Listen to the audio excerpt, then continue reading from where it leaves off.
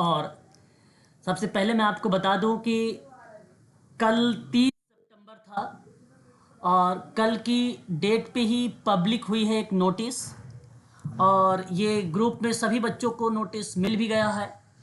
यहाँ पर आप देख रहे हैं कि सबमिशन ऑनलाइन जो एप्लीकेशन फॉर्म है ये 30 सितंबर यानी कल से ही स्टार्ट हुआ है और 28 अक्टूबर तक चलेगा, शाम 5 बजे तक। जो आपका पेमेंट वाली डेट होगी वो 29 अक्टूबर होगा, एक दिन पहले का है, इसमें दिया है 12 बजे रात तक का, है ना।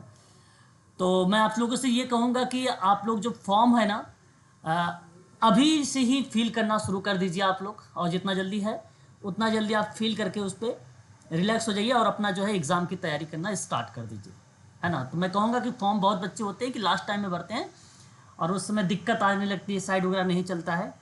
तो आप लोग डेली प्रैक्टिस करके, आप अगर साइड वगैरह नहीं चलेगा, कहीं दिक्कत भी अगर आपको आती तो आप मुझे कॉल भी कर सकते हो, व्हाट्सएप ग्रुप में मैसेज भी कर सकते हो, मैं आपको बता भी दूंगा कि कहाँ प्रॉब्लम आ रही है। ठीक है, तो वो आप सभी लोग यूजीसी का फॉर्म भर दीजिए, लास्ट डेट है 28 अक्टूबर। अब देख सकते हैं यहाँ पर परीक्षा की डेट यानी डेट ऑफ एग्जामिनेशन दे रखा है, ये 6 दिसंबर से लेकर 22 दिसंबर तक का। मुझे नहीं लगता कि डेट पोस्टपोन वगैरह होगी, ठीक है। तो ये निर्धारित डेट है, मुझे ऐसा लग रहा है, इस बार उम्मीद है कि इसी डेट पर जो है आप लोगों की परीक्षा होगी। बेसिकली सोशल वर्क का जो पेपर हुआ है, आप अगर कोई भी एग्ज़ाम उठा के देखते हैं तो उसमें लास्ट टाइम में हुआ है 20, 21, 22, 3 दिन डेट, मैं एक अनुमान बता रहा हूँ आप लोगों को, आप लोगों की परीक्षा होने की संभावनाएं हैं। तो इस हिसाब से आप लोग पढ़ाई करें, आप लोग के पास समय है। मैं अक्टूबर से नवंबर के लास्ट में आप लोगों का ये सिलेबस कंप्लीट कर दूंगा, ठीक है। प्रैक्टिस भी बीच बीच में लेके चलता रहूँगा आप लोगों का। और यहाँ पर देख सकते हैं एप्लीकेशन फॉर्म फीस जो दी गई है जनरल के लिए है, अगर आप हैं तो आप 1150 रुपये, ये पहले भी शायद यही फीस ही है। और ओबीसी की आप देख सकते हैं यहाँ पर जनरल और ईडब्ल्यूएस वाले जो हैं और ओबीसी वाले हैं वो 600 रुपये उनकी फ़ीस है। और एससी एसटी पीडब्ल्यूडी, ठीक है, और थर्ड जेंडर की जो फीस रखी गई है वो 325 रुपये रखी गई है। तो ये फीस है ना। तो आप बाकी ये सारी चीज़ें जो फॉर्म वगैरह फिल करिए और बहुत ध्यान से करिएगा आप सभी लोग, ताकि कोई मिस्टेक वगैरह ना हो, है ना। ये देख सकते हैं एप्लीकेशन जो है फॉर्म का एक लिंक दिया गया है यहाँ पे ugcnet.nta.ac.in पर, या तो आप सरकारी एक रिजल्ट होता है जी।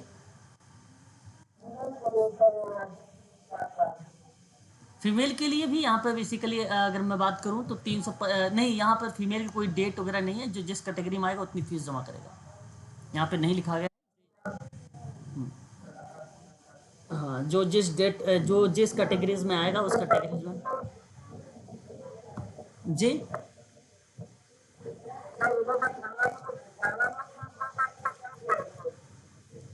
ओके, तो जो पेंडिंग में है वो कर सकते हैं, अप्लाई कर सकते हैं, अपीयरिंग डाल दीजिएगा, आपका हो जाएगा, है ना। अपीयरिंग में डाल दीजिएगा, हो जाएगा। अब यहाँ पर एक और देखिए, आपके पास एक और नोटिफिकेशन यहाँ पे मैंने ओपन किया है। यहाँ आप देख रहे हैं सभी लोग ईएसआई का, ये कर्मचारी राज्य बीमा निगम, आप लोगों ने सुना होगा नाम, है ना।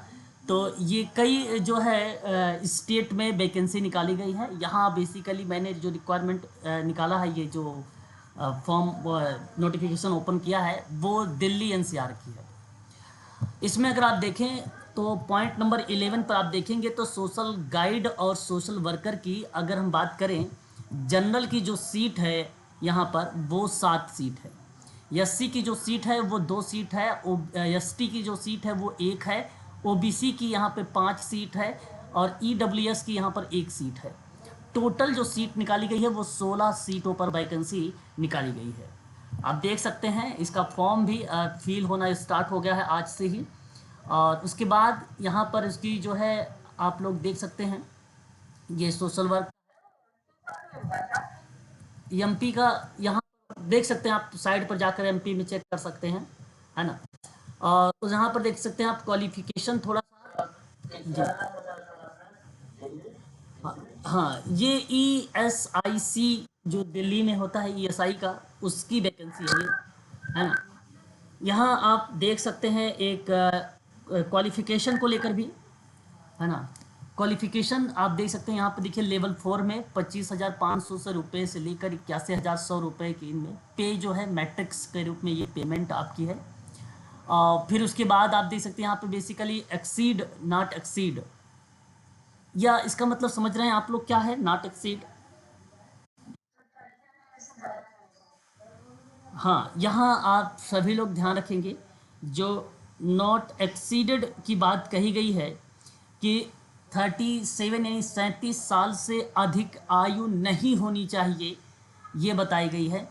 आप 37 साल से अगर नीचे हैं और 18 प्लस हैं तो आप इस फॉर्म को अप्लाई कर सकते हैं। गोल्डन चांस है और बहुत लोग 37 में आ जाएंगे, है ना। और degree diploma in social work from जो है सेंट्रल गवर्नमेंट, आप देख सकते हैं state government AICTE recognised institute जो है प्रेफरेंस कर रहा है, और विथ साथ ही साथ 1 ईयर्स एक्सपीरियंस इन फैमिली, या आपकी अगर हम बात करें तो सोशल वर्क से हो या हेल्थ एजुकेशन हो या ट्रेनिंग में हो, तो किसी भी पर्पस में आपके पास अगर 1 साल का अगर एक्सपीरियंस है तो आप अप्लाई कर सकते हो, इस फॉर्म को डाल सकते हो। बहुत गोल्डन चांस है जी, बिना एक्सपीरियंस के नहीं। जी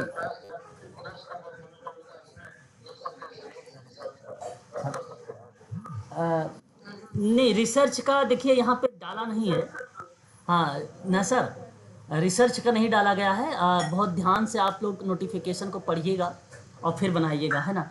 देखिए एक चीज़ बता दूं, बहुत बच्चे क्या करते हैं एक्सपीरियंस बनवा भी लेते हैं, लेकिन आजकल एक्सपीरियंस काम नहीं, वहाँ पे जानते हैं जिस समय आपने एक्सपीरियंस लगाया है उस समय का आप लोगों का मांगा जाता है, जो पेमेंट रसीद होती है आपकी उसे मांगी जाती है, सैलरी स्लिप मांगी जाती है। वो वो अप्लाई, जहाँ ध्यान रखिएगा सभी लोग, पता चलेगा आपने फॉर्म भर दिया फिर व्यर्थ हो जाएगा, कोई फायदा होगा नहीं, है ना। तो गवर्नमेंट आपसे भी ज़्यादा चालाक है ना। बहुत बच्चे ऐसे सोचते थे कि हम बना देते हैं हो जाएगा, बट ऐसा नहीं है ना। तो बहुत ही ध्यानपूर्वक करिएगा, ये सारा फॉर्म भरिएगा, जिसके पास हो वही अप्लाई करिएगा अच्छे से। और यहाँ पे खुद शब्दों में कहा है जी। हाँ हाँ बिल्कुल बिल्कुल बिल्कुल, जनरल में काउंट होंगे। हाँ डाल सकते हो, जनरल में काउंट होंगे आप, ठीक है, डाल सकते हैं जनरल में। जी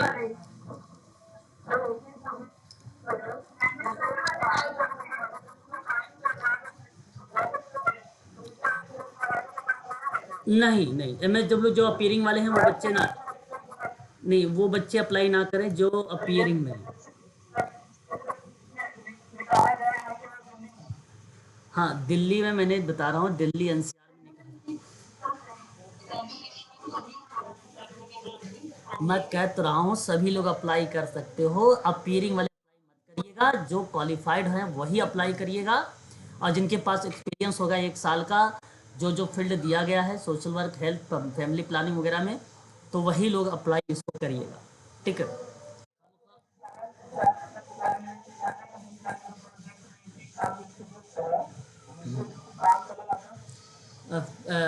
फैमिली प्लानिंग में 3 साल का एक्सपीरियंस है, चाइल्ड हेल्पलाइन है। हाँ हाँ चल जाएगा, सोशल वर्क का एरिया वो कवर कर लेगा, बिल्कुल चल जाएगा, चल जाएगा, ठीक है। यहाँ आप फीस दे सकते हैं, जो ऑल अदर कैटेगरीज की बात की गई है वो 500 रुपये फीस है, और फीमेल कैंडिडेट है या एक्स सर्विस मैन है या SC ST PWD हैं, इनकी जो फीस रखी गई है इसमें 250 रुपये रखी गई है ना। इसमें बढ़ाया भी जा सकता है घटाया भी जा सकता है, बट अभी कुछ ऐसा दिया नहीं है, ठीक है। यहाँ पर ये चीज़ ध्यान रखिएगा। अब देखिए मोड ऑफ पेमेंट का तो आप सबको पता है, जिस तरीके से UGC नेट का पेमेंट होता है उसी तरीके से इसका भी होगा। आ रहे हैं धीरे धीरे, उसी पर भी आ रहे हैं, मैं उसी को धीरे धीरे स्क्रॉल करके ले आना चाहता हूँ, सिलेबस की ही तरफ लेके आना चाहता हूँ आप लोगों को। ये देखिए जो है स्कीम ऑफ एग्जामिनेशंस दिया गया है, ठीक है। और यहाँ पर ध्यान से सुनिएगा आप सभी लोग, निगेटिव मार्किंग, 1 मिनट, सही है। हाँ यहाँ पर देखिएगा थोड़ा सा, ये देयर विल बी जो है नेगेटिव मार्किंग दिया गया है। इसका जो नेगेटिव मार्किंग है वो 0.25 मार्क्स का है ना। और ध्यान से सुनिएगा, ये देखो 4 पॉइंट तो आपको ऑलरेडी मेंशन किया गया है, जहाँ पे टेक्निकल है, जनरल अवेयरनेस है, जनरल इंटेलिजेंस है, अर्थमेटिक एबिलिटी है, ये बेसिकली क्वेश्चंस हैं। तो अगर हम बात करें तो नंबर ऑफ क्वेश्चन 50 रहेंगे, मार्क्स जो रहेंगे 100 रहेंगे। जनरल अवेयरनेस से एक एक नंबर का सवाल होगा, 10 प्रश्न रहेंगे तो 10 नंबर के होंगे। वही वैसे ही जनरल इंटेलिजेंस जो है, इंटेलिजेंस की बात करें अगर हम लोग, तो 20 नंबर का सवाल है तो 20 प्रश्न भी हैं। फिर अर्थमेटिक एबिलिटी में अगर 20 क्वेश्चन है तो 20 नंबर के हैं।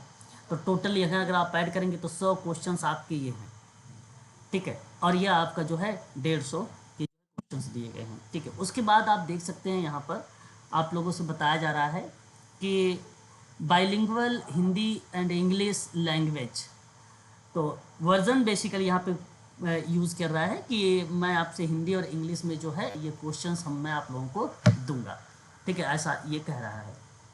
दूसरी बात कर रहा है कि 60 मिनट का ये जो है ड्यूरेशन है, और ये 60 मिनट में आप लोगों को जो है करना पड़ेगा 2 पार्ट में। तो 60 मिनट का ये जो आपको दिया हुआ है ये आपका करना है 1 घंटे में, ये वाले क्वेश्चन। 60 मिनट जो मिलेंगे आपको 1 घंटे का, वो आपको मिलेंगे सोशल वर्क के। किसके मिलेंगे? सोशल वर्क के प्रश्न मिलेंगे। जिस आप टॉपिक से हो या जिससे आपने किया है उसके लिए आपको यहाँ पर बेसिकली वो आपको दिया जाएगा, ठीक है। तो इस तरीके से आप लोगों का जो है लगभग अगर हम बात करें यहाँ अगर मैं बात करूँ तो आप लोगों से क्वेश्चन पूछे जाएंगे, ठीक है। 60 मिनट्स, ठीक है। 60 मिनट यहाँ पर देखिए लिखा हुआ है कि ये टेक्निकल प्रोफेशनल नॉलेज जो है, नॉलेज हैविंग है, वो 60 मिनट है ड्यूरेशन दिया गया है। बाकी ये जो 3 है ना आपको, ये 60 मिनट दे दिया है, ये है 60-60। ऐसे ही कुछ लिखा हुआ है, आप यहाँ पे देख सकते हैं ना, ऐसे ही लिखा हुआ है। एक बार ऐसे ही लिखा हुआ है। तो ये इस तरीके से मैंने भी नोटिफिकेशन पढ़ा तो डिटेल से नहीं है, परंतु ये जो यहाँ पे बताया जा रहा है इसके बारे में आप लोगों से यहाँ पे जिक्र कर रहा हूँ, है ना, ठीक है। उसके बाद अगर मैं आप लोगों से बात करूँ तो आगे ये डाटा एंट्री वगैरह है, लेकिन सोशल वर्क के भी प्रश्न इसमें पूछे जाएंगे मुझे जहाँ तक उम्मीद है। मोड ऑफ सिलेक्शन देख सकते हैं यहाँ पर, सिलेक्शन भी दिया है, इंपॉर्टेंट नोट्स भी हैं। इस पीडीएफ को मैं अभी आपके ग्रुप में डालता हूँ, आप लोग इसको देख लीजिएगा। नहीं नहीं नहीं नहीं, वो तो अलग अलग डिपार्टमेंट है, अलग डिपार्टमेंट है, टाइपिंग नहीं होता। आप टाइपिंग के लिए थोड़ी जाने जाते हैं। ये देखिए अगर हम बात करें तो ये साइड है, इस साइड को अगर आप ओपन करेंगे तो ये पूरा डिटेल आपको मिल जाएगा, वहाँ पर आप पीडीएफ भी जाके ओपन कर सकते हो। बाकी मैं पीडीएफ क्लास समाप्त होने के बाद भी आप लोगों को पीडीएफ आपके ग्रुप में मेंशन कर दूंगा, डाल दूंगा, आप लोग देख सकते हो वहाँ पर भी, ठीक है। अच्छे से पढ़ लीजिएगा, उसके बाद आप अप्लाई करिएगा इस फॉर्म को, सभी लोग कोई मिस्टेक वगैरह मत करिएगा, ठीक है। समय है, और इसकी डेट बेसिकली जो है ये अक्टूबर तक जाएगी, 30 अक्टूबर तक। यहाँ पे डेट भी नीचे मिलेगी आपको, मैं आपको बता रहा हूँ कि डेट आपको 30 अक्टूबर तक डेट जा रही है इसकी, है ना। तो आप अप्लाई आराम से इसको कर सकते हो, ठीक है। हाँ, ई एस आई तो गवर्नमेंट का ही है ना, है ना। ई एस आई जो है, ESIC जो है वो गवर्नमेंट का है। तो ये चीज़ें थी जो मैंने अभी आप लोगों से जिक्र किया है। कल मैंने आप लोगों से बातचीत किया था सोशल केस वर्क के बारे में। आज वहीं हम लोग जो है व्यक्तिक समाज कार्य के बारे में कुछ प्रश्नों के बारे में देखेंगे। इम्पोर्टेंट सवाल है, और ध्यान से आप सभी लोग सुनिएगा कि चैरिटी ऑर्गेनाइजेशन सोसाइटी आंदोलन का आधार किसके विचारों पर आधारित था। 4 ऑप्शन आपके सामने, बताइए। ये चैरिटी ऑर्गेनाइजेशन सोसाइटी आंदोलन जो है किसके विचारों पर आधारित था, ये आपके सामने जवाब है भाई। जवाब मुझे बताएं। थॉमस जी, थॉमस चार्ल्स का नाम आएगा, और ऑप्शन आपका यहाँ पर पहला वाला जो है करेक्ट जाएगा। चैरिटी ऑर्गेनाइजेशन सोसाइटी यूके की बात अगर जब हम लोग करते हैं तो एक्टिविया हिल की भूमिका देखने को मिली है। गुटरिन की बात करते हैं तो 1877 में अमेरिका बुफेलो में देखने को हमें मिली है। मैंने आपको पहले ही बता रखा है कि जब लंदन चैरिटी ऑर्गेनाइजेशन सोसाइटी का नाम लिखते आए तो आप सभी लोग मैकेडेंसी एक नाम याद रखेंगे, लास्ट में मैकेडेंसी वाले को ऑप्शन को आप जरूर क्लिक करिएगा, ठीक है। और यह ऑप्शन आपका पहला करेक्ट जवाब हो जाएगा। वहीं अगर हम लोग बात करते हैं तो हमारे सामने एक आता है New York school of social work के निदेशक। देखिए आप सभी लोग को बता दूं New York school of social work के बारे में। जी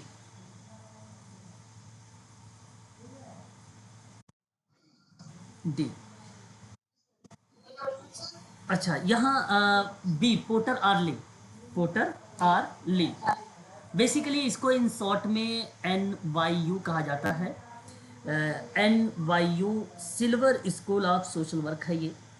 और सन 1960 में इसकी स्थापना हुई थी।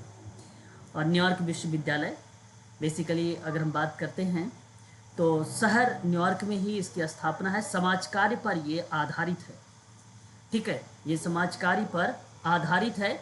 और स्कूल का नाम बेसिकली 2007 में जो है बदला गया। अब इसको हम लोग कहते हैं silver school of social work. 2007 में इसका नाम बदला गया, silver school of social work बोलते हैं इसी को। इम्पॉर्टेंट है ये। और ये बेसिकली मार्टिन सिल्वर के सम्मान में जो है इस स्कूल को ओपन किया गया था। यहाँ पर BSW और MSW डॉक्टर एंड फिलोसफी और क्लिनिकल सोशल वर्क की डिग्री और प्रोग्राम में डायरेक्टर जो है डॉक्टरेट प्रदान किया जाता है इस यूनिवर्सिटी में। काफ़ी इम्पोर्टेंट यूनिवर्सिटी है। और इसके साथ साथ आपने नाम सुना है TISS का नाम, Tata institute of social science. उसके जो निदेशक है आज वर्तमान में शालिनी भारत हैं। प्रथम की बात अगर हम करते हैं तो नाम आता है डॉक्टर मनसर। बिल्कुल सही जवाब। क्वेश्चन नंबर थर्ड, बहुत बढ़िया। कुछ लेखक व्यक्तिगत समाज कार्य की उत्पत्ति का स्थान किस देश को मानते हैं? आपके सामने दो ही ऑप्शन मैं दूंगा, अमेरिका, अमेरिका की तरफ आप अग्रसर हैं, बट ये गलत जवाब। मैंने कल की क्लास में 1869 में बताया था London. Option number C correct. हाँ, देखिए मैंने कल भी आपसे कहा था कि 1869 में लंदन में चैरिटी ऑर्गेनाइजेशन सोसाइटी ने अपनी भूमिका केस वर्क पे निभाई है। फिर उसके बाद 1877 में बफेलो अमेरिका में इसी प्रकार से सोसाइटी की स्थापना भी की गई थी। तो चैरिटी ऑर्गेनाइजेशन सोसाइटी आंदोलन का आधार इस मत पर था कि सेवार्थी का पुनर्वास किया जाए और उसे समाज की मुख्य धारा से जोड़ा जाए। ऑप्शन सी आपका करेक्ट जवाब होगा। आगे बात करेंगे क्वेश्चन नंबर 4। आपने ये प्रश्न देखे हैं। क्वेश्चन नंबर 4 की अगर मैं बात करूं तो एक तरफ कथन और कारण आता है, और मुझे उम्मीद है कि सभी बच्चों को ये चीज़ समझ में आती है, कथन और कारण। और उसके बाद 4 ऑप्शन आते हैं। आप ध्यान से मेरी बात को सुन लीजिए एक बार, मैं बार बार ऑप्शन को नहीं दिखाऊंगा आप लोगों को। जब आप ए बोलेंगे, कहेंगे ए, तो मैं ये बात समझ जाऊंगा कि ए और आर दोनों सही आपने बोला है और वहाँ पर ए में आपने व्याख्या की है। जब आप ऑप्शन बी बोलेंगे तो मैं ये बात समझ जाऊंगा कि ए आर तो दोनों सही आपने बोला है, परंतु आर ए की सही व्याख्या नहीं करता है। ये बी आप जब बोलेंगे तब मैं ये बात को समझूंगा। जब आप सी कहेंगे तो इसका मतलब है कि आपने ए वाले को सही मान लिया है सी वाले में, और डी जो है आर जो है यहाँ पर, किंतु आर जो है वो गलत है। यानी जब आप सी बोलेंगे तो मैं समझ जाऊंगा कि ए सही है, आर गलत है। जब आप डी बोलेंगे तो जब आपने पहले वाले को सी मान लिया था, सी वाले में ए को सही मान लिया था, तो अब वहाँ पे डी में आप ए वाले को गलत मानेंगे और आर वाले को सही मानेंगे। ध्यान से देखिएगा और फिर जवाब दीजिए। 1-2 प्रश्न करेंगे तो आपको ये आइडिया हो जाएगा। कथन कहता है कि 20वीं शताब्दी के आरंभ में समाजकार्य के विश्वविद्यालयों की स्थापना की गई। क्या ये बात सत्य है? चले, अगर अच्छा यहाँ आपने इस जो है तथ्य को आपने गलत कहा है कि 20वीं शताब्दी के आरंभ। देखिए एक शब्द आता है प्रारंभ और एक शब्द आता है आरंभ। प्रारंभ अगर कहता प्रारंभ अगर कहता तो मैं ये बात कहता कि 20वीं शताब्दी में प्रारंभ हुआ है, कुछ समाज कार्य विश्वविद्यालय की स्थापना हुई है। तो ये बात ये परिप्रेक्ष्य में नहीं कहा गया कि भाई समाज कार्य का केवल दिल्ली में ही हुआ है या भारत में ही हुआ है, हो सकता है पूरे वर्ल्ड की बात कर रहा है तो हो सकता है यूएसए या अमेरिका या और भी अदर कंट्री में हुआ होगा, तब ये बात सही होता। परंतु मैं कहूँगा कीवर्ड को ध्यान रखो, आरंभ की वजह से ये प्रश्न गलत हुआ है, यहाँ पर गलत। आरंभ की वजह से, आरंभ का मतलब जैसे मैंने कहा कि आज मैं जो है क्लास का आरंभ कर रहा हूँ, तो इसका मतलब कि मैं पहली बार आपका क्लास आज शुरुआत कर रहा हूँ। प्रारंभ का मतलब मैं ये होता है कि मैंने पहले भी शुरुआत किया था, उसके आगे लेके चल रहा हूँ, इसका मतलब मैं आज की क्लासेस जो है प्रारंभ कर रहा हूँ, यानी पहले भी इसका स्टार्ट हो चुका है। ये होता है आरंभ और प्रारंभ में अंतर। फिर कारण कहता है कि वर्तमान समय में व्यक्तिगत समाज कार्य, आज वर्तमान समय की बात हो रही है, आज प्रेजेंट टाइम की बात हो रही है कि जो केस वर्क है उनमें व्यक्तिगत और सामाजिक समायोजन किया जाता है। क्या ये बात सही लग रही है? तो अब बताइए ए बी सी डी में कौन सा सही है?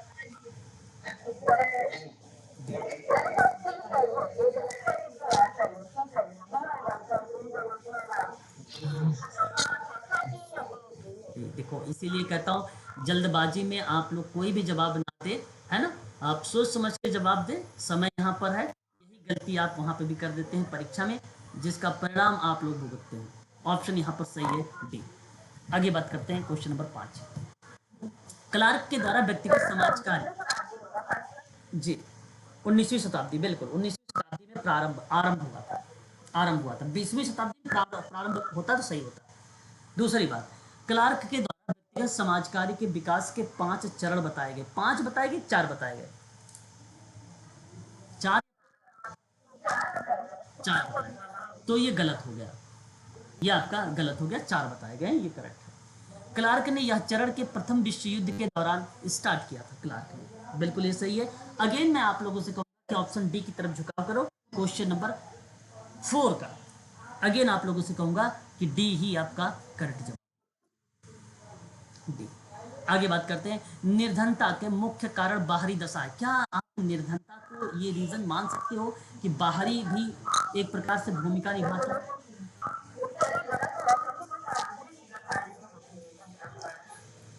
नहीं, ये गलत नहीं है, निर्धनता का मुख्य कारण बाहरी। हाँ, देखो पर्टिकुलर अगर यहाँ पे अगर मैं बात करूँ आप लोगों से, तो ये बात सत्य है कि बाहरी दशाएं भी हैं और आंतरिक दशाएं भी हैं, दोनों चीज़ें हैं, प्रभाव में डालती हैं। परंतु यहाँ मुख्य रूप से कहा है कि बाहरी दशा, तो निर्धनता का कारण बाहरी दशा है, ये बात सत्य है। मुख्य मतलब मेन रीजन हम निकाल सकते हैं बाहरी दशा, बाह्य दशाओं से, तो मैं कहूँगा ये स्टेटमेंट सही है। फिर कहता है चैरिटी ऑर्गेनाइजेशन, सोसाइटी और सेटलमेंट आंदोलन में भाग लेने वाले जो समाज सुधारक थे वो आर्थिक क्षेत्र में प्रतिस्पर्धा में विश्वास रखते थे। नंबर 5 सॉरी 6 का आपको जवाब बताना है, क्या होना चाहिए?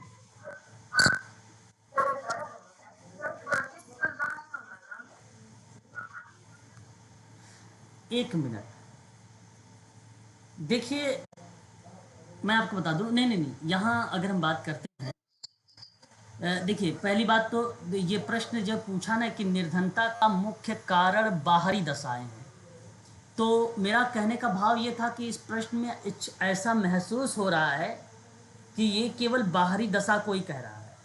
देखिए बाहरी दशा तो है, लेकिन मुख्य कारण का मतलब है कि मेन दर्शा रहा बाहरी बाहरी दशा को। तो मैं अगर आंतरिक बाहरी बोलूं दोनों, आंतरिक प्लस बाहरी बोलूं दोनों, तब ये सही कहूंगा मेरे हिसाब से। और अब मेरे हिसाब से क्या, ये आपके भी हिसाब से होना चाहिए ऐसा। आप अपने तर्क से सोचो, क्या कोई मुख्य कारण बाहरी दशा ही निर्धनता में आंतरिक नहीं हो सकती है? हो सकती है। हाँ तो हाँ, मैं इस स्टेटमेंट को गलत कहूंगा। और ये वाला जो आपका स्टेटमेंट चैरिटी ऑर्गेनाइजेशन है ना, इसमें देखो चैरिटी ऑर्गेनाइजेशन और सेटलमेंट आंदोलन दोनों में भाग लेने वाले जो समाज सुधारक थे उसमें आर्थिक क्षेत्र में प्रतिस्पर्धा में विश्वास करते थे। एक प्रकार से प्रतिस्पर्धा वाली प्रतिक्रिया जो थी वो दोनों अलग अलग पार्ट से, दोनों के अलग अलग जो है समाज सुधारक थे, उनके मानक थे, उनके विचारक थे। ठीक है, आप वित्तीय क्षेत्र को रिलेट कराए गए कि निर्धनता को हम सहायता करेंगे। तो वो बेसिकली जैसे अभी मैंने बताया कि किसी के पास मकान नहीं है, कल की क्लास में बात किया था आप लोगों से, और किसी के पास अगर मान लीजिए पैसे नहीं है तो उसके घर पे जाके ऑब्जर्व किया जाता था, तो ये चैरिटी ऑर्गेनाइजेशन का पार्ट था। ठीक उसी प्रकार से इसका भी था। तो जब मान लीजिए उसके पास निर्धनता है या वो सक्षम नहीं है अपनी जीविका को चलाने के लिए, तो वहाँ पर क्या करती थी ये ऑर्गेनाइजेशन, उनको स्टाइफंड के रूप में या फंड के रूप में उनको पैसे भी, या स्कीम के माध्यम से उनको पैसे भी प्रोवाइड करती थी। तो मैं कहूँगा कि ये स्टेटमेंट आपका सही है। मैं अगेन आपसे कहूँगा कि अगेन आप लोगों का डी करेक्ट जाएगा। हाँ, अगेन आपका डी करेक्ट। क्वेश्चन नंबर देखिए 7 में, यह आपको जब पढ़ेंगे MSW एक किताब है 01 की, सेकेंड ईयर की, MSW 01 की सेकेंड ईयर की ये बुक है, सॉरी फर्स्ट ईयर की ये बुक है MSW की, इग्नू की। और वह किताब में आपको मिलेगा कि 16वीं 17वीं शताब्दी में बेसेंट डी पॉल ने सहायता की शुरुआत की है। कि मैं आपको बता दूं, उसके बाद जब केसवर की बात आई, तो यहाँ देखो सहायता की बात है, केसवर की बात अगर आती तो ओजानम एक विद्वान है, उसका नाम करेक्ट होता, उसका नाम करेक्ट होता। बट यहाँ पर 16वीं 17वीं शताब्दी में बेसेंट डी पॉल का भी नाम करेक्ट होगा, और ये स्टेटमेंट आपका सही जाएगा कथन में। फिर कहता है मैरी रिचमंड ने व्यक्तिक समाजकारी में सोशल डायग्नोसिस में सही तरीके से परिभाषित किया है क्या केसवर को? बिल्कुल, बिल्कुल। तो क्वेश्चन नंबर 7 का भी ये सही होगा। अब आप मुझे जरा बताइए, तो दोनों सही हुए, तो क्या व्याख्या है?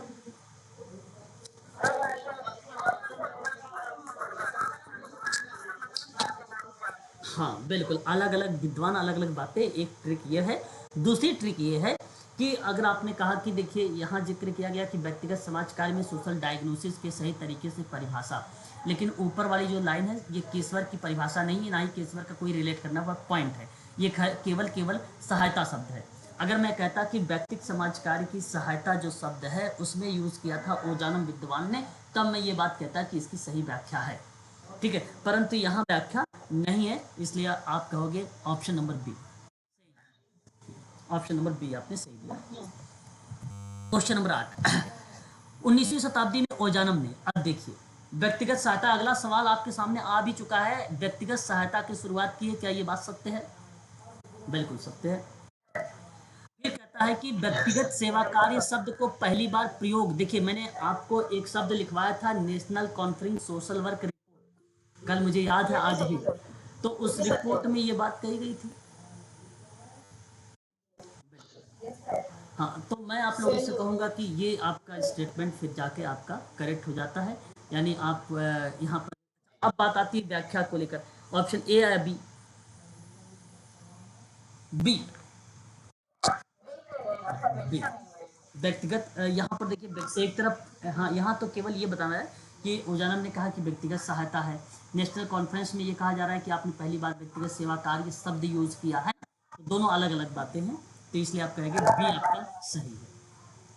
सन बात करते हैं 1901 में, मैरी रिचमंड ने परिवार को प्रभावित करने वाली एक पर्यावरणीय शक्तियों पर पड़ने वाले प्रभाव का एक चार्ट बनाया था, जिसको फैमिली चार्ट कहते हैं। परिवार, हाँ परिवार वृक्ष, बिल्कुल। यहाँ अगर हम बात करते हैं तो ये आपका पार्ट सही है, ठीक है। ध्यान रखिएगा, आपने जो ब्लड रिलेशन वाला क्वेश्चंस करते हैं ना, तो कुछ ऐसे ही रिलेट कराता है ये भी पॉइंट, और लेकिन यहाँ फैमिली की बात बताई गई है ना। हम लोग सोशल वर्कर हैं, सोशल वर्कर की जो भूमिका होती है, भाई हमने कहा कि एक ये मेल है, ये फीमेल है, इनके जो हैं 2 बच्चे हैं, ठीक है, एक फीमेल है और एक मेल है, इसकी शादी फीमेल से हुई। अब मान लीजिए इसके 2 बच्चे हैं, ठीक है, दोनों लड़के हैं, एक लड़का जो है व्यक्तिगत समस्या HIV एड्स से पीड़ित है, तो हम क्या करते हैं उसको इस तरीके से क्या कर देते हैं, उसको इस तरीके से डार्क या शैडो कर देते हैं। तो इसका मतलब मैं समझ जाता हूँ यहाँ पे कि ये जो है बच्चा प्रभावित है, और यही जो चार्ट है इसको हमने क्या बोलते हैं, परिवार का चार्ट बोलते हैं। और ये सन 1901 में मैरी रिचमंड के द्वारा दिया गया था। ब्लड रिलेशन का क्वेश्चन भी ऐसे ही लगाते हैं, परंतु वो रीजनिंग वाला ये पार्ट आप ना समझे, क्योंकि सोशल वर्कर ये चीज़ यूज़ करता है अपने फाइल में ऐसे शब्दों को, है ना। तो ये चीज़ आप ध्यान रखिए, ठीक है, क्योंकि ये जानना चाहता है कि ये जो प्रॉब्लम है वो अनुवांशिक है कि नहीं। अगर मान लीजिए यहाँ पर अगर हम बात करते हैं, तो इनके जो है 2 भाई थे ये लोग, इनकी भी शादी हुई, इनके भी बच्चे हैं, एक बच्चा इनका प्रभावित है किसी बीमारी से या MR से या ID से, तो ये लक्षण कभी कभी हमें देखने को इनके भी परिवार में मिल जाता है, तो हमें ये समझ में आता है कि ये अनुवांशिकी है, हेरिडिटी है ना, कभी कभी ये चीज़ें मिल जाती है। ठीक है, चलिए अगला सवाल देखिए। इसी चार्ट के माध्यम से शारीरिक क्षमता, अब देखो वही मैं अभी बता रहा था आपसे, शारीरिक क्षमता के ऊपर क्या प्रभाव पड़ता है इसका वर्णन मिलता है। क्या ये बात सही है?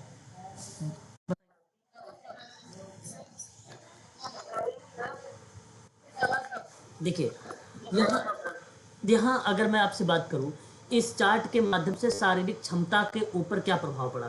अब देखिए मैं अब यहाँ पे चार्ट बना रहा हूँ, ठीक है, तो यहाँ मैं ये थोड़ी ना जा रहा हूँ कि भाई अब ये बच्चा जो है, मान लीजिए इनका जो लड़का था इसके परिवार में, इसकी शारीरिक क्षमता कैसी है, ये हमें थोड़ी, अब इसकी शारीरिक क्षमता मान लीजिए थोड़ी सी स्ट्रांग रही होगी, अब इसकी शारीरिक क्षमता जो थोड़ा सा वीक रही होगी, मान लीजिए इसकी वीक है, तो ये थोड़ी ना कोई एक प्रकार से हेरिडिटी का पार्ट है, ये सब जानने की जरूरत नहीं। यहाँ तो बेसिकली अगर मैं कहता हूँ तो अनुवांशिक बीमारी हो या अनुवांशिकता कोई लक्षण हो, वो दिखने को हमें मिल जाता है यहाँ पर।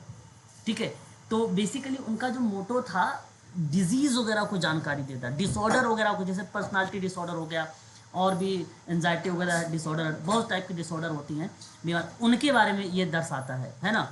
तो आपने किसी बच्चे ने कहा कि गलत है, और बिल्कुल सही बात है, शारीरिक क्षमता के ऊपर क्या प्रभाव पड़ा ये जानने की जरूरत नहीं होती है, यहाँ पर ये गलत लिखा हुआ है, और केवल केवल अगर मैं कहूँगा तो ए आपका सही है और आर आपका गलत है। तो ऑप्शन में देख सकते हैं आप लोग को, मैंने पहले बता रखा, सी यहाँ पर करेक्ट हो जाएगा। आप देख सकते हैं ए सही है किंतु आर गलत है। ठीक है, उसके बाद अगला सवाल हमारे सामने 10 नंबर का सवाल। मैरी रिचमंड ने सन 1917 में एक सोशल डायग्नोसिस नामक की किताब लिखी थी, क्या इस बात से सहमत हैं आप लोग? बिल्कुल सहमत होना चाहिए, और ये किताब इन्होंने लिखी थी। अब फिर कहा कि इस किताब में उन्होंने पहली बार व्यक्तिगत समाजकारी के सिद्धांतों और प्रणालियों को प्रतिपादन किया था, क्या ये बात सही लग रही है?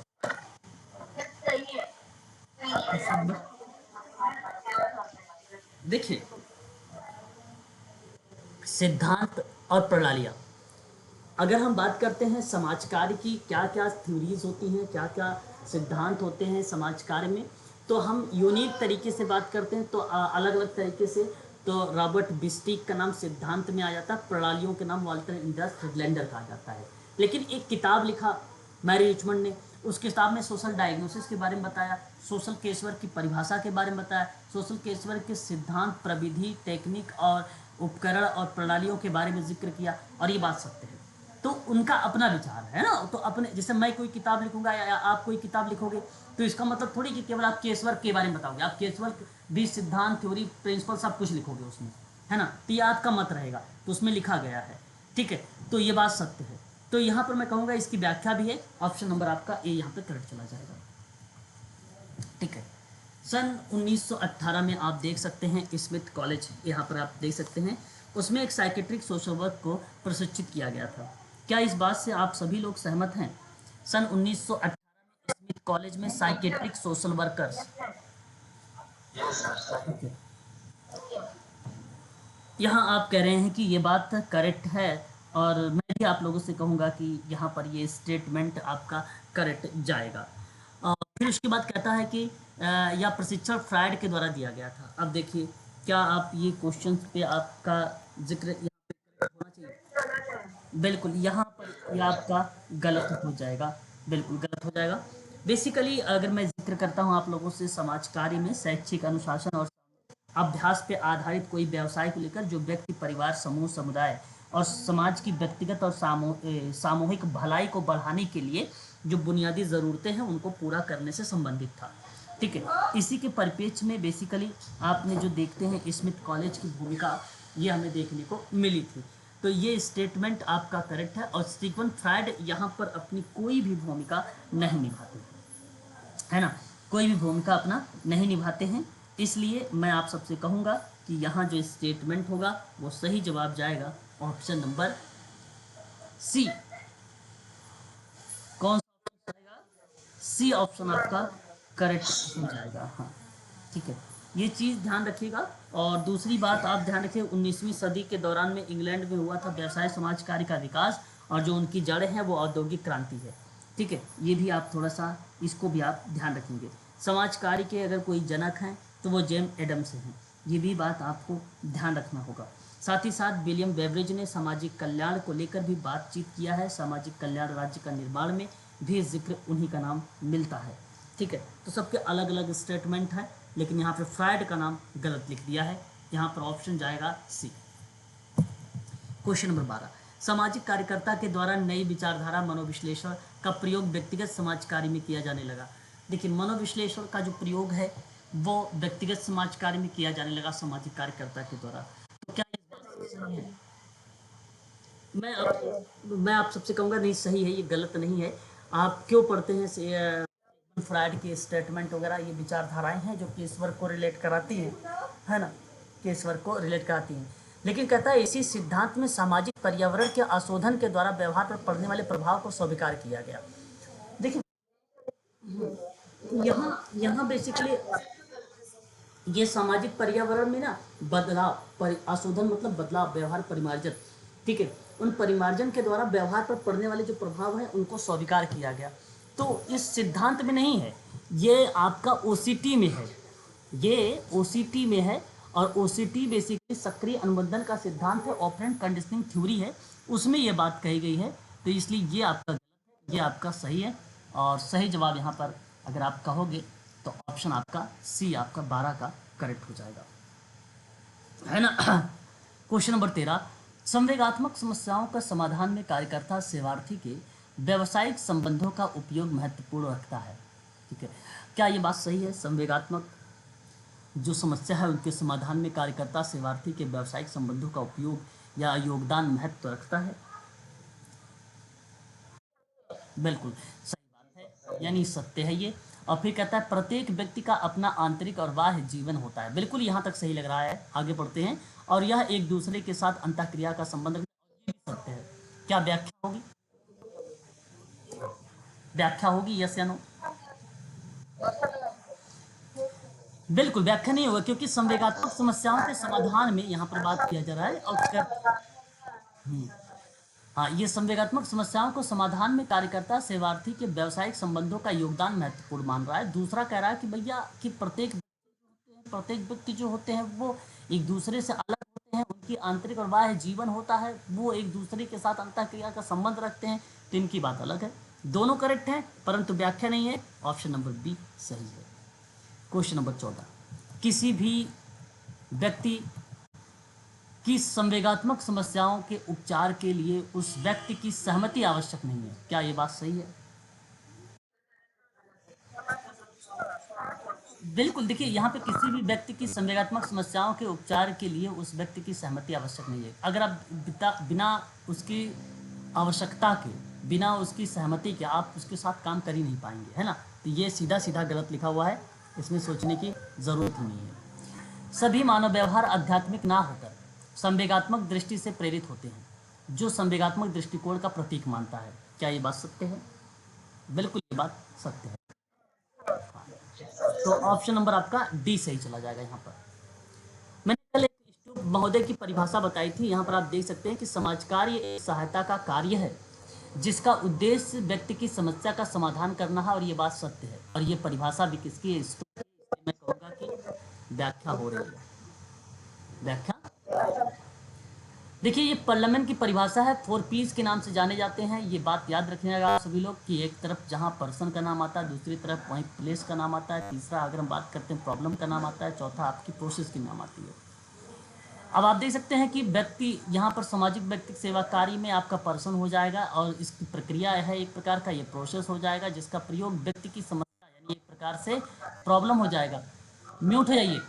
उसके समाधान के लिए मानव कल्याण संस्थाएं जहाँ पर प्लेस की रिप्रेजेंट करता है। 4 पीस इन्वॉल्व है, ये पार्लियामेंट की परिभाषा है, और ये बात सत्य है। क्या पार्लियामेंट ने सामाजिक व्यक्ति सेवा कार्य में 4 अंगों का उल्लेख अपनी परिभाषा में किया? यहाँ पर मैंने 4 बता दिया, बिल्कुल किया है। इसलिए आप कहोगे क्वेश्चन नंबर जो 16 है आपका सही जवाब क्या होना चाहिए? ए ऑप्शन होना चाहिए, और ए ऑप्शन सही जाएगा। बिल्कुल option number A is the right answer होगा। ऑप्शन ए व्याख्या होगी। पोर्टर आर्ली की एक परिभाषा आई। पोर्टर आर्ली ने कहा कि व्यक्तिगत समाज कार्य, पोर्टर आर्ली का नाम अभी अभी मैंने आप लोगों से जिक्र भी किया है, आप ध्यान रखेंगे। न्यूयॉर्क जो स्कूल है सोशल वर्क का, स्कूल ऑफ सोशल वर्क का निदेशक रहे हैं पोटर आर्ले, उन्होंने परिभाषा लिखते हुए बोला है कि व्यक्तिगत समाजकार मानवीय मनोवृत्तियों में परिवर्तन करने की कला होती है। दैट इज राइट, ये करेक्ट जवाब होगा, ये आपका गलत नहीं है, ये सही जवाब है। फिर कहता है कि मनोसामाजिक उपागम जो है मैरी रिचमंड के प्रयासों से विकसित हुआ है। ये तो गलत हो गया भाई, मनोसामाजिक उपागम मैरी रिचमंड ने दिया। अरे सॉरी सॉरी, आप तो मैंने क्वेश्चन नंबर दूसरा पढ़ लिया। कहता है मानवीय मनोवृत्तियों के द्वारा व्यक्तिगत संबंधों में समायोजन लाने का प्रयास किया गया। मानवीय, अब देखिए क्या यहाँ पर व्याख्या हो रही है, यस या नो? देखिए मैं आपसे कहूँगा कि मनोवृत्तियों के द्वारा ही व्यक्तिगत संबंधों में जो है एटीट्यूड के द्वारा व्यक्तिगत संबंधों में समायोजन लाने का प्रयास भी किया जाता है। और मैं आप लोगों से कहूँगा कि जो मानवीय मनोवृत्तियाँ ऊपर परिवर्तन करने की कला दे रही है वह एक प्रकार की व्याख्या भी है। क्वेश्चन नंबर 17 का ऑप्शन नंबर ए आपका अगेन सत्य हो जाएगा। हाँ, मनोसामाजिक उपागम में मैरी रिचमंड के प्रयासों से ये विकसित होता है। क्या ये बात सत्य है? आप बताइए। क्वेश्चन नंबर 18 आपके सामने। सत्य बात है कि मनोसामाजिक उपागम में अगर हम बात करें तो मनोसामाजिक जो है विकास का सिद्धांत अगर हम बात करते हैं तेरी इरेक्शन का नाम आता है, लेकिन यहाँ पर अगर मैं आप लोगों से बात करूँगा तो सही जवाब जाएगा ऑप्शन नंबर आपका यहाँ पर, ये सत्य। फिर कहता है मैरी रिचमंड के अहम मनोविज्ञान में जो है अहम मनोविज्ञान ईगो साइकोलॉजी और सामाजिक व्यक्तिक सेवा कार्य में घनिष्ठ संबंध स्थापित किया है। क्या ये बात सही है? ये भी बात सही है, लेकिन व्याख्या नहीं है। देखिए यहाँ पर अगर हम बात करते हैं ईगो साइकोलॉजी के बारे में तो ये तो अन्ना फ्राइड का नाम तो आता ही आता है सन 1940 में, ये बात सत्य है। परंतु मनोसामाजिक उपागम में मैरी रिचमंड के प्रयासों से भी ये चीज़ें बताई गई हैं कि जो अहम मनोविज्ञान है वो व्यक्तिक सेवा कार्य में घनिष्ठ संबंध स्थापित करता है। बी आपका सही रहेगा, ठीक है, बी आपका सही रहेगा। दोनों बातें सही है, बट यहाँ पे मनोसामाजिक उपागम ऊपर है, ये आपका अहम मनोविज्ञान है। मनोसामाजिक उपागम जो है दर्शाता नहीं है कि अहम मनोविज्ञान सामाजिक व्यक्ति कार्य का सेवा जो है घनिष्ठ संबंध को, अलग अलग बेसिकली इसकी व्याख्याओं के बारे में जिक्र किया है, तो अलग अलग व्याख्या है, इसलिए बी आपका ऑप्शन यहाँ पे करेक्ट जाएगा, ठीक है। सैमुअल कैइंग, कैइंग है ना, ध्यान रखिएगा इसका नाम भी, ठीक है। सैमुअल कैइंग दशा की अगर हम बात करें तो और परिस्थिति को समाज के हानिकारक मानते हैं, है ना, तो बहुत ही फेमस पर्सन है ना।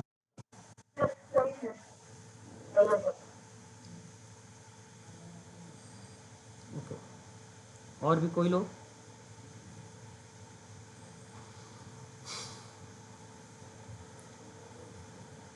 देखिए सैमुअल कैइंग दशा तथा परिस्थिति को समाज के लिए हानिकारक मानते हैं। ये आपसे अगर मैं बात करूँ तो स्टेटमेंट सत्य है, लेकिन इन्होंने इसे व्यक्तिक सेवा कार्य के लिए महत्वपूर्ण बताया है, तो ये गलत है, ठीक है। ये ऊपर शब्द में खुद कह दिया कि समाज के लिए हानिकारक मानते हैं। जब समाज के लिए हानिकारक मानेंगे तो भाई केस वर्क में क्यों, तो ये नीचे केस वर्क दे दिया है ना, क्योंकि यहाँ पर केस वर्क में ये चीज़ नहीं, अगर समाज होता तो ये चीज़ें का सत्य हो जाती। तो मैं आपसे कहूँगा ए सही है, आर गलत हो गया, तो क्या कौन सा ऑप्शन चला गया यहाँ पे? सी। फिर कहता है संप्रेषण एक द्विमुखी प्रक्रिया है। बहुत आसान सा सवाल है। हाँ, संप्रेषण द्विमुखी प्रक्रिया है। क्या इस बात से सहमत है आप लोग? संप्रेषण द्विमुखी प्रक्रिया है जी, और होना भी चाहिए आप लोगों को कि संप्रेषण बेसिकली द्विमुखी प्रक्रिया। जी क्या कह रहे हैं, बोलिए। नहीं पता? देखिए भाई, जहाँ एक प्रकार से संप्रेषक है तो एक तरफ प्रापक है, रिसीवर, सेंडर रिसीवर, तो द्विमुखी प्रक्रिया का पार्ट है। जब कोई व्यक्ति रेलवे स्टेशन पर पूछताछ करता, बहुत आसान सा सवाल, तो यह द्विमुखी प्रक्रिया के अंतर्गत आता है, यस या नो जवाब दीजिएगा। क्वेश्चन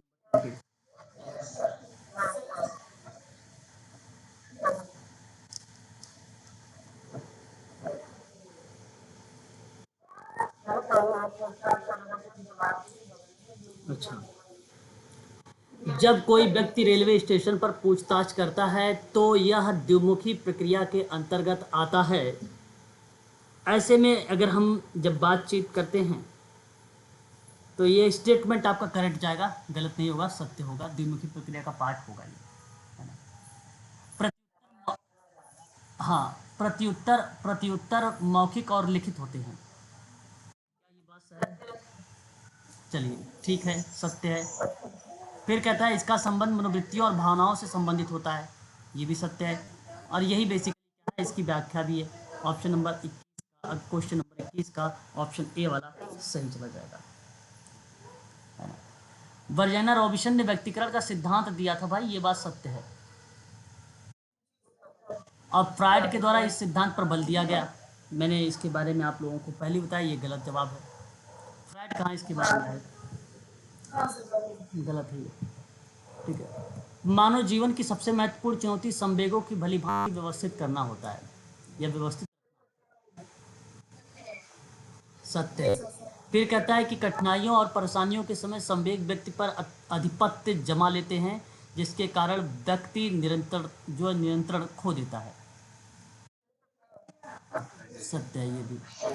और इसकी सही व्याख्या भी है, ऑप्शन नंबर ए आपका सही हो जाएगा। किस हॉस्पिटल में सर्वप्रथम चिकित्सीय सामाजिक कार्यकर्ता की नियुक्ति किया गया था, और आपको जवाब बताना है। क्वेश्चन नंबर 24 का ऑप्शन नंबर सही चला जाएगा यहाँ पर, जे जे हॉस्पिटल मुंबई, है ना। ये आपका करेक्ट जवाब होगा, है ना। इम्पॉर्टेंट ये क्वेश्चंस हैं परीक्षा के दृष्टिकोण से। अगर मैं आपसे बात करूँ तो इनसे जो है सवाल एग्ज़ाम में पूछे जाते हैं, ठीक है, जे जे हॉस्पिटल से, ठीक है। तो ये स्टेटमेंट आपका करेक्ट माना जाएगा, ठीक है। अगर हम बात करें ऑप्शन नंबर ए, किसके अनुसार व्यक्तित्व के तीन अंग बताए गए, इदम अहम परा अहम, किसके अनुसार, फ्रायड के अनुसार। व्यक्तिक सेवा कार्य जो है, व्यक्ति को जैसा है वैसा स्वीकार कर लो, और वह बिना पूर्वाग्रह के स्वीकृति दे दे, या मित्रवत नहीं कि बल्कि व्यावसायिक उद्देश्य के कारण ऐसा करता है, सहानुभूति, स्वीकृति, प्रेम आदि को प्रदर्शित करता है। यह कथन किससे संबंधित हो सकता है, क्रॉस से, या बर्था रेनाल्ड से, या ए बी से, इनमें से कोई नहीं।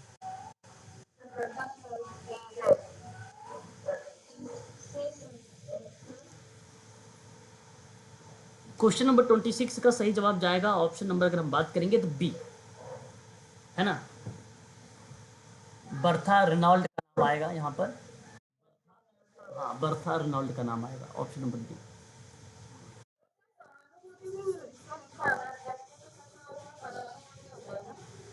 तो इनकी परिभाषा में लिखा गया है ना, सहानुभूति भी हो जाए, परानुभूति भी हो जाए, संवेदनाएं भी हो जाए, स्वीकृति भी हो जाए, प्रेम हो जाए, स्नेह आदि बहुत सारे शब्द जो है प्रदर्शित होते हैं। आदि का मतलब और भी शब्द हो सकते हैं। ऑप्शन नंबर अगर आपको पड़ जाएगा तो ये आपका बी ही सही होगा। बात करते हैं यहाँ पर हम लोग जो है व्हाट इज सोशल वर्क के बारे में। आपने नाम सुना होगा, और आपने नाम सुना होगा जेस्सी ट्राफ्ट के बारे में भी, है ना। तो अगर मैं आप लोगों से बात करता हूँ यहाँ पर, तो यहाँ आप किसको तरफ रुख करेंगे।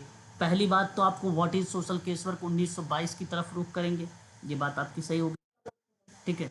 उसके बाद अगर हम बात करते हैं फैमिली को लेकर, द फैमिली पर अगर कोई जिक्र करने वाली प्रोसेस थी तो वो जस्सी ट्राफ्ट एक राइटर, एक विद्वान हैं, जिन्होंने अपनी भूमिका सोशल वर्क एजुकेशन में, थेरेपिस्ट में भली भांति तरीके से, सही तरीके से इन्होंने निभाया है। इनका कई कॉन्सेप्ट है जो फैमिली केस वर्क की बात करता है, family case work and counselling को लेकर सन 1944 में ये जिक्र हुआ था, सन 1944 में ये जिक्र हुआ था। वे दशाएं जो नैतिक आधार के ये तो मैंने कल लिखवाया भी था, वे दशाएं जो नैतिक आधार पर अनुचित है वो ग्रीन की है, और विचलित व्यवहार जो समाज द्वारा अमान्य हो वो लुडबर्ग का है। मैंने कल आप लोगों को बताया भी था, मुझे अभी भी याद है, ठीक है। तो ऑप्शन आप बताइए, 1 2 फिर 4 3, 1 2 4 3, ऑप्शन डी।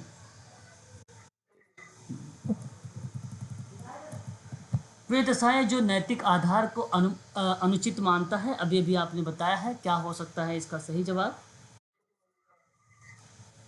ग्रीन हो सकता है। व्यक्तिगत समाज कार्य में व्यक्तियों का व्यक्तिगत संबंधों का समायोजन लाने की एक कला है। ये बात आपका चला जाएगा जो क्वीन की तरफ।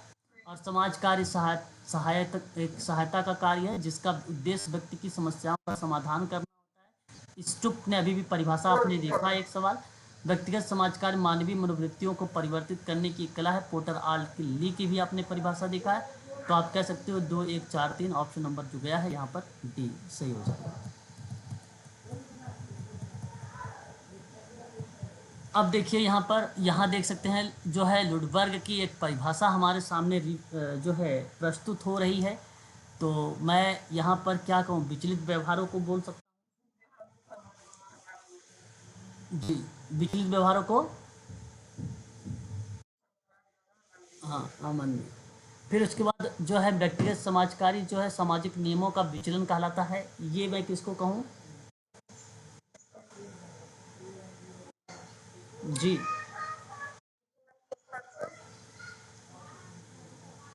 ओके, यहाँ अगर मैं रिप्रेजेंट करूँगा तो नहीं, नियमों तब फुलार मेयर्स का नाम आएगा।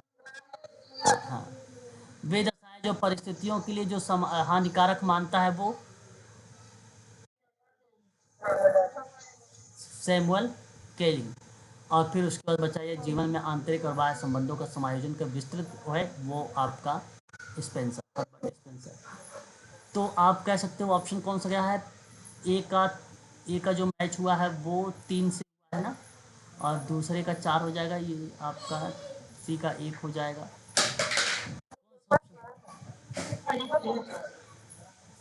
नहीं नहीं नहीं, बी ऑप्शन है। ओके, बी ऑप्शन आपका सही है। परिभाषा से सवाल आ रहे हैं अब तो। 30 सवाल देख लीजिए। Question number 30। व्यक्तिगत व्यक्तिगत समाज कार्य व्यक्तियों के व्यक्तिगत संबंधों में समायोजन लाने की कला है। तो क्या नाम कहेंगे आप, किसका नाम लगाएंगे आप? क्वीन का। अभी भी देखा ऊपर आपने, व्यक्तिगत समाज कार्य मानवीय मनोवृत्तियों का परिवर्तन लाने की कला, ये अभी आपने देखा है। ली, पोटराल ली। व्यक्तिगत समाज कार्य में उलझे हुए व्यक्तित्व को सुलझाने का, उसका पुनर्निर्माण करने की कला है। तो भाई जाहिर सी बात है जेबी वाटसन। और व्यक्तिगत समाज कार्य की प्रक्रिया है टेलर। कौन सा सही चला गया? 1 2 2 1 4 3 2 1 4 3 2 1 4 3 ऑप्शन सी।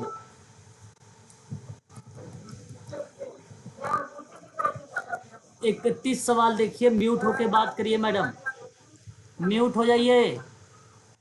ऐसी शक्ति का प्रयोग है जो व्यक्ति के सुख प्रदान करने में सहायता करता है, वही तो इदम है। ऐसी शक्ति जो प्रतिनिधित्व जिसके द्वारा व्यक्ति अपनी मानसिक संतुलन को बनाए रखता है, ईगो। हाँ, ईगो को ही अहम कहा जाता है। व्यक्ति की इस शक्ति का द्योतक है जो सामाजिक मान्यता के, अब सामाजिक आ गया तो परा अहम आ गया। तो 3 2 1 3 2 1 कहाँ पे है? 3 2 1 डी, डी 3 2 1। परिभाषा से ज़्यादा सवाल हैं, ये सवाल नहीं पूछे जाएंगे, परिभाषा में स्किप करो। एलिजाबेथन पुअर लॉ कब बनाया गया था भाई? 1601 कहाँ है? हाँ, सी ऑप्शन आपका करेक्ट हो जाएगा। क्वेश्चन नंबर 34 देख लीजिए आप सभी लोग। ठीक है, इंपॉर्टेंट क्वेश्चन ये भी है। Indian council for child welfare की स्थापना,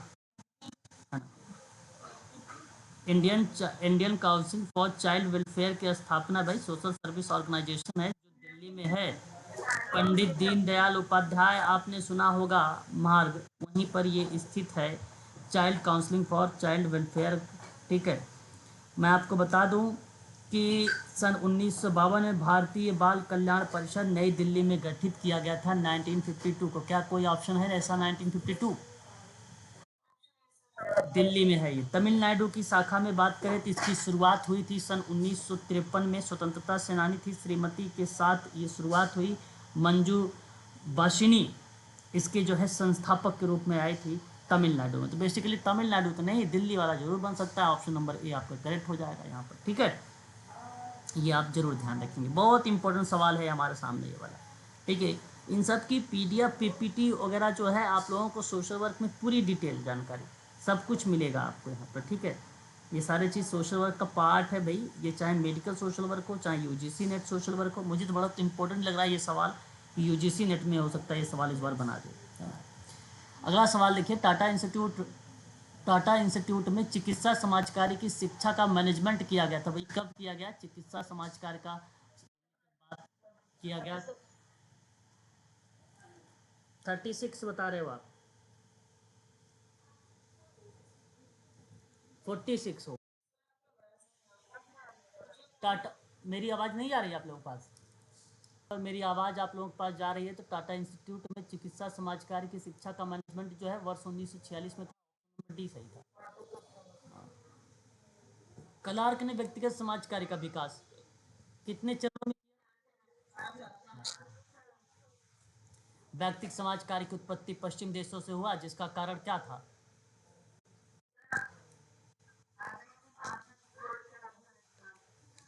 धार्मिक विश्वास था, बेसिकली धार्मिक विश्वास था।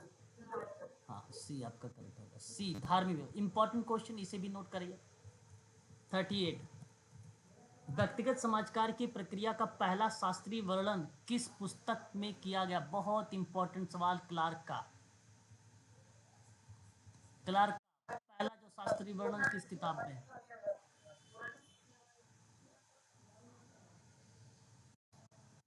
What is what is social work, ठीक है। एलिजा, अगर हम बात करते हैं एलिजाबेथन एग्न्यू और मैरी रिचमंड का नाम 1922।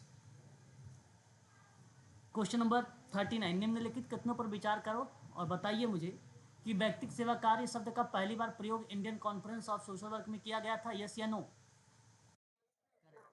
17वीं शताब्दी थी कि 19वीं शताब्दी थी जिन्होंने ओजानम ने व्यक्तिगत सहायता की शुरुआत की? तो गलत है, केवल पहला सही हो जाएगा। हाँ। आज का आखिरी सवाल ले लीजिए, क्वेश्चन नंबर 40। कहता है निम्नलिखित में से विचार करना, क्लार्क के प्रभाव के कारण व्यक्तिगत समाज कार्य की व्यवसायीकरण किया गया है। क्लार्क, सत्य, बिल्कुल। मैरी रिचमंड ने 1917 में सोशल डायग्नोसिस नामक किताब लिखा, और ये भी सत्य। एक और तो जो कल आप लोगों ने पढ़ा था यूनिट थर्ड के अंतर्गत जो पहली पॉइंट, वो आपका ये सारे के सारे पॉइंट को रिलेट कराता है। ये क्वेश्चंस इसकी पीडीएफ मैं अभी आप लोगों को शेयर कर दूंगा, और कल मैं आप लोगों से बात करूंगा सामाजिक सेवा कार्य के अंतर्गत प्रक्रिया के बारे में। क्लास शाम को 7 बजे चलेगी। आज क्लास 8:30 आप लोग की नहीं, आज संडे है ना। तो आज जो है आपकी ऑफ है। यूजीसी नेट की संडे भी क्लासेस अब ऑन रहेगी, ठीक है। नेट वाली ये क्लासेस क्वेश्चन पर बेस्ड रहेगा, और 1 बजे वाली भी आप लोगों को क्लास जो है प्रोवाइड कराई जाएगी। जी, क्या कह रहे हैं?